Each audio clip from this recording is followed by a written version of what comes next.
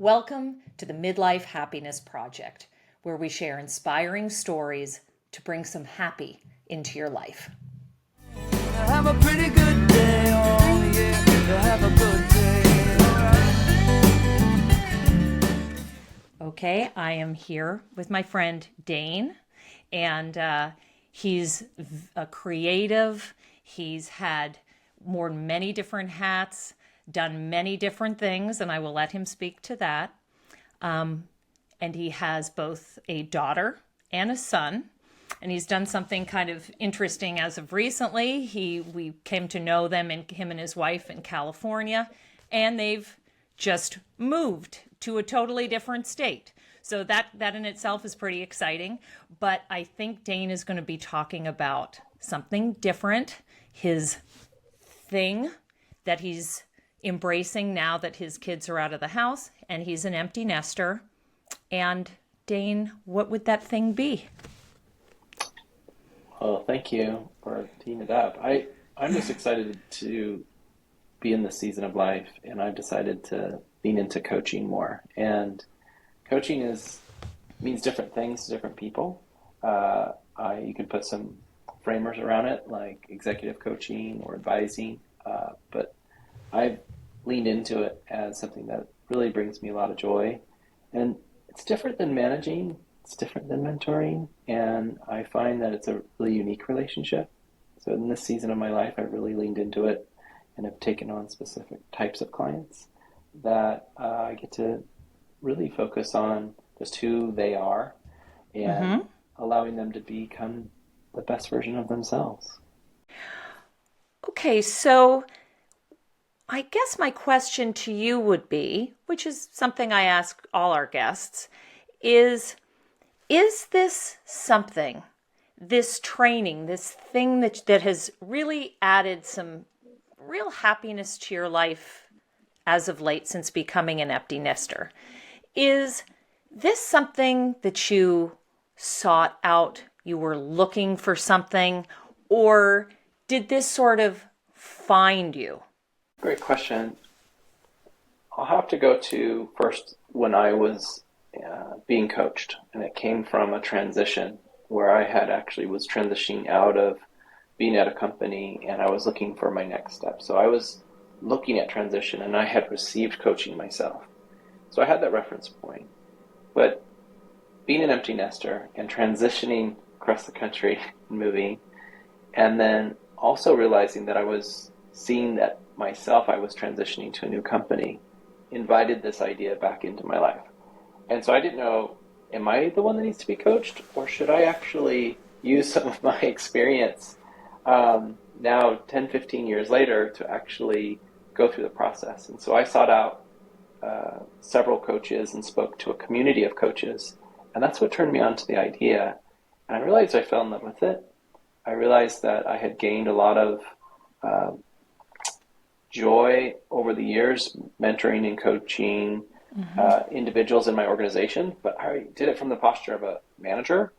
And what I realized is that coaching is different. Coaching is a unique relationship. It's something that doesn't have the bias of being a manager or have the bias of being a dad where you want the best for your kids.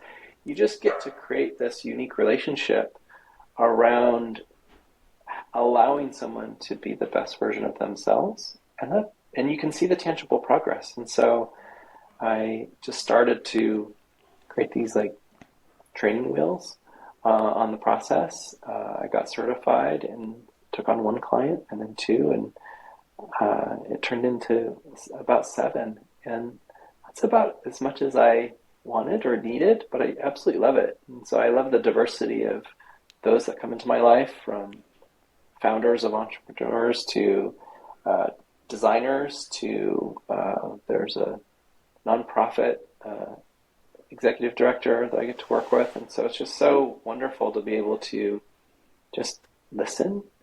I've found that I've become a collector of questions, and that's been really great in this season where I can see that they show up and they have a particular challenge or something going on in their life, and I'm able to help them get through it.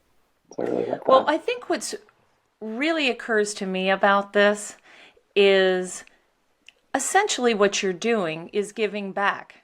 You have this wealth of experience and knowledge, and really what's making you happy, this is what I'm taking from what you're saying, what's really making you genuinely happy is bringing joy to other people, seeing that they're getting their life together. And that in of itself is rewarding to you. And I think that's It is. really, really interesting.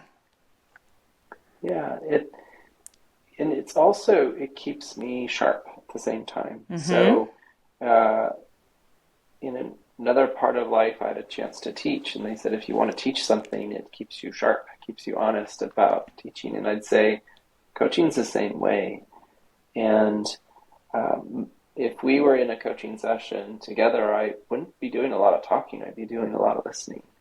And by taking that in and becoming a more active listener and focused on that individual is very rewarding for me, because it makes me better. It makes me a better listener in other parts of my life. But also, I get to see week over week the work that they do and the insights that they have heard. And when they play back something that we've talked about, and I see that progress on how it's helped them, it gives you a lot of joy. And you realize that, for a lot of probably those that are empty nesters in that season of their life, they've stored up a lot of experience, and they've stored up a lot of things skills and insights that they may not know that they have. And so it's I think it's really valuable and useful to be able to put that to work. The other thing is that, and I'm sure you have this experience with your friends, that there's this idea that if you've been successful in your life and you're in a position where you can retire, ultimately the goal is to stop working, right? And so you're bringing this other idea to the table, which is not only are you not retiring, you're actually bringing more work into your life. You're inviting it.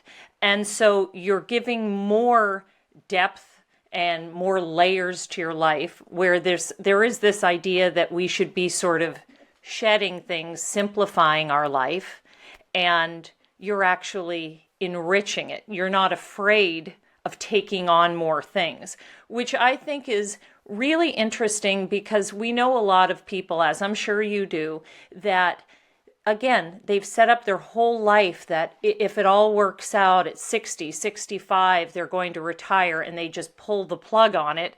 And then they sort of find themselves saying, oh, well, now what am I supposed to do? Yeah. I like the way you frame that. And I think the alternative to doing nothing is to, a lot of people talk about philanthropy, but it's usually associated with giving money. You can also give your time.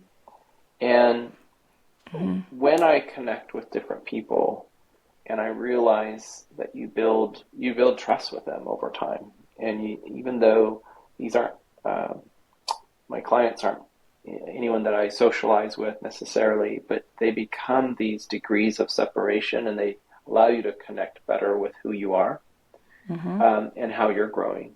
And so it is one of these unique things that it keeps the dynamic relationship of pushing your creativity, your knowledge, and it challenges you. And it really allows you to, in a way, give back in a way that you may not know the full implications, but you're seeing them in a serial way over time, and being able to see that arc of progress is really rewarding. And so I just whoever's thinking about like what you take in versus what you give out, this for me has been like just totally ticks so many boxes of being able to put forth, and I try to be the coach that I would want to have, if that makes sense. Yeah, absolutely. And I think that uh, being able to understand how someone wants to be challenged or being able to be honest with them, it takes time. And so at the end of it, I think I have a lot of frivolous conversations throughout my week, and then I have meaningful conversations. And one of the reasons this brings me joy is that the meaningfulness of these conversations to be able to get to the heart of problem solving and get to the heart of what maybe someone might be going through is a way to access and help someone. And so, granted, I enjoy it. It keeps me sharp, but it also brings me a lot of joy just to see, all these different challenges that I get every week, but also to see the progress that they're making. And I love what you said right there. As opposed to it being philanthropic in terms of money, it's your time. And again, circling back to this idea that you are in fact giving back. You're in a position that you have so much to offer.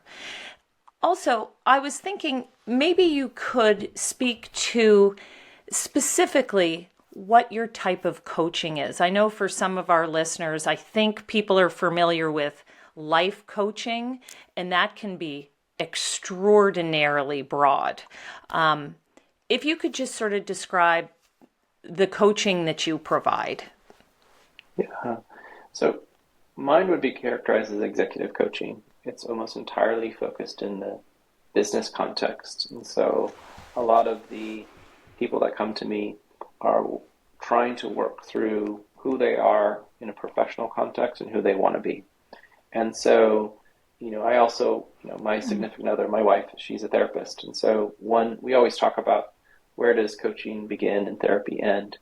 But Interesting. One difference is I don't do a lot of origin work or thinking about childhood or looking back. I think of it more about who you are currently and the person you're becoming. So we do a lot of work around future self, North Star. We think about who you might be in the first year from now, and then what are some key things that you might work on to achieve that goal or that version of yourself in a year, and is that lining up to that North Star? And so I like to coach the whole person, and I also like to coach them in the context of large transitions, like I mentioned before, and transitions are very broad, but it turns out that life events like having a kid or life events like empty nesters are significant and have huge impact professionally as well. And, COVID certainly rocked a lot of people's worlds and allowed them to rethink where they wanted to be and how they wanted to work, made them take stock in, climbing a ladder versus building a career quilt and collecting experiences. And so we talk about all the things that make you, you, and where does that sit within the context of who you are and who you thought you wanted to be or who you want to be. And we just explore that a lot. And so we end up authoring and writing together that North Star statement, and then we author and work on that 1 year statement. And sometimes it changes because we'll be working on something and then, there'll be a tech layoff, or there'll be, we're going to have a baby, or we decided to move, or whatever it might be. When I work with founders, their transitions are different. We're going to get acquired, or we're running out of money, or, whatever it might be that are the on-ramps or off-ramps to that big transition. And so, and all the while, you're going through your own transitions, right? At this point in your life. So you can appreciate it. That's right. One of the hardest things to design in life is a mirror, because you want to allow people to see reflections of themselves. And so to be able to allow them to do the work and to fill in the blanks, but also be their guide and also be able to build enough trust that they can have an accountability partner as they're going through this and say, hey, this is a stated goal. This is something that you said that was important to you. Sounds like you're neglecting that. In whatever part of your life you're doing that. And so coaching the whole person through these big transitions is a really fascinating place to focus on. And you had mentioned that your wife is a therapist. And what I'm hearing from you is that there's definitely like a therapeutic component to this. And so by you embracing this new thing into your life, has it brought you and your wife closer because you sort of have this shared experience? Yeah, and it definitely also allows me to respect, I think there are distinct differences in the training and in the tools between executive coaching, what I do, versus some of the deep work in therapy. And I think it's allowed us not only to come closer in those conversations, but also understand and respect the professional boundaries that she holds in her practice, and also things that I can focus on with my clients, but also she helps educate me on the things to certainly create those guardrails that if we are getting to some of that territory, how I can, speak through that and,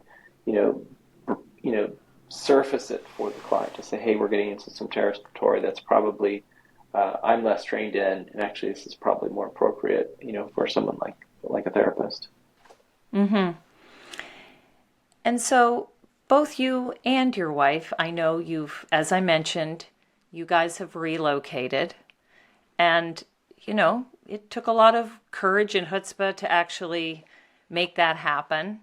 And I did want to mention that because I do feel like this is something that so many people I know who are in our age and stage speak to, in that they want to shake it up. They want to do something different, be it professionally, personally. It could be everything from getting into some exercise regime to traveling more. Whatever it is, they want to embrace some sort of change. And you guys really went all in and moved to a different state.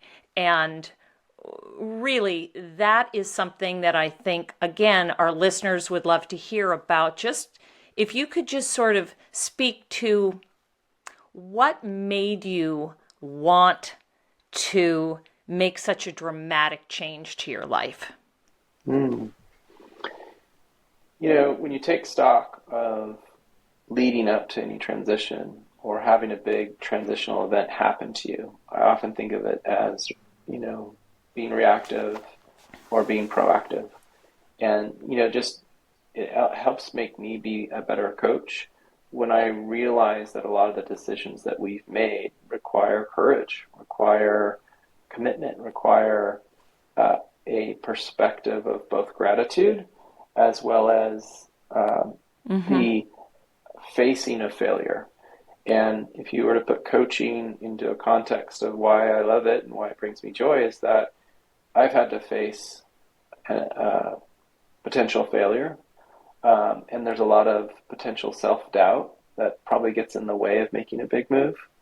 And for my wife and I, what we loved is this idea of leaning into the possibility of making that change and not being necessarily afraid of what failure would look like, but knowing that if it did, we could plan and control a way out of it or a way through it, together.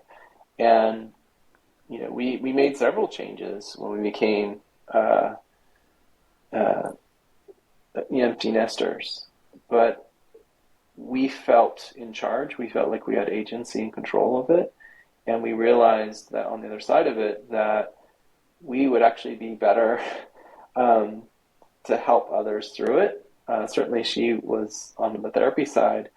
Part of the outcome of me going through it, allowed me to discover or realize that what I had been doing most of my life and our life together was similar proactive changes like this, And so although we had moved at some point 11 times in 10 years, at one point of our career, which was a lot, we were pretty seasoned at making changes. And so to be able to look back on that as a portfolio of decisions, some were good, some were bad, we realized, wow, there's a lot that we could help others in through that transition. And so, Absolutely. And the yeah, word that you've used, which I think is really key here, is transition, right? You can never just stay in one place. You're either moving forward or moving back, but you're never staying stagnant in one place. And so this idea that life really is just a series of transitions.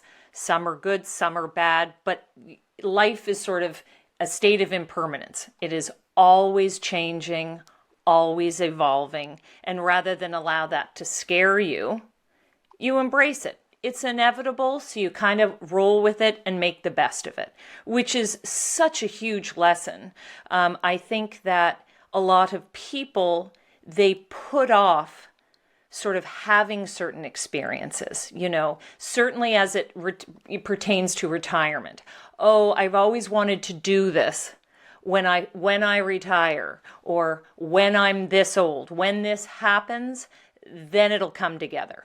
Then I'll make it happen. But the reality is there is a distinct possibility that if you keep pushing it back, it never happens. So by all means, there are things that stand in the way from just getting on a plane and traveling the world, of course. But there are certainly things you can do every day over the course of your life, regardless of your age, that can contribute to your happiness and excitement and joy. And I would, clearly you're all about seizing the moment and not putting things off. And I really think that's a huge thing and is very, very inspiring for people, Dane. oh, well, thank you. And so in my day job, I'm a designer. So most of my posture is looking forward. And I frame a lot of questions in such a way that there is possibility for a hypothetical future. So on most days, I'm an optimist trying to design a better future. And so in order to do that, you have to acknowledge that you're moving from one state to another state.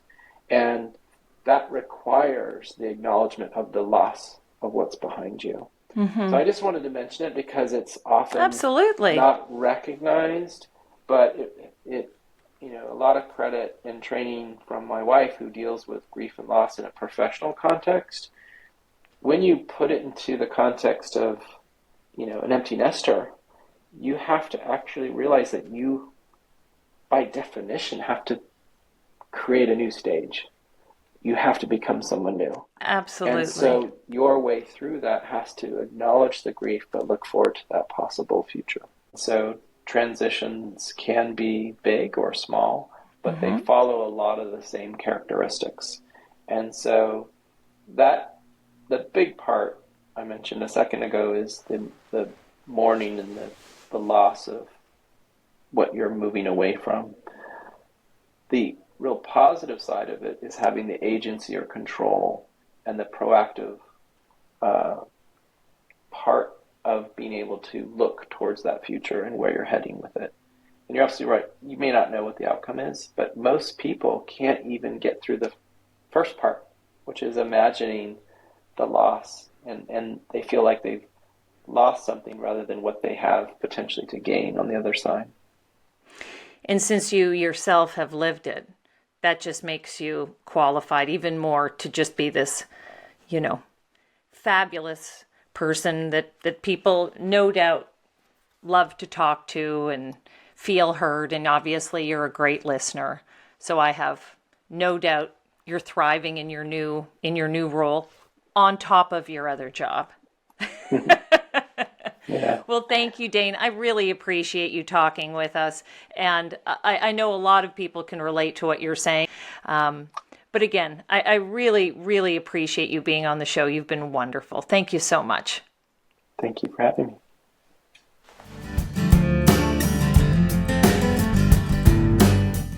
I thought my discussion with Dane was really refreshing. As a fellow artist, he's obviously very creative. He's also very driven. He has a lot going on in his life. And it would be easy for somebody like him to just sort of, now that he's an empty nester, go full throttle into his one career.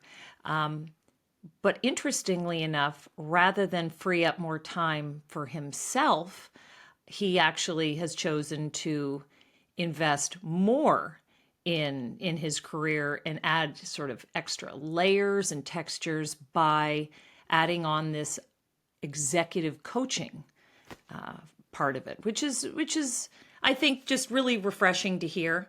A little bit about executive coaching.